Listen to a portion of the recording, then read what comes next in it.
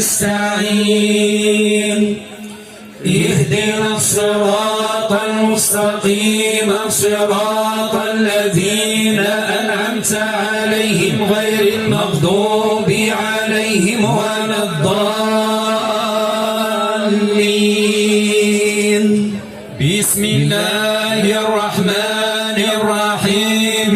إنا فتحنا لك فتحا مبينا ليغفر لك الله ما تقدم من ذنبك وما تأخر ويتم نعمته عليك ويهديك صراطا مستقيما وينصرك الله نصرا عزيزا.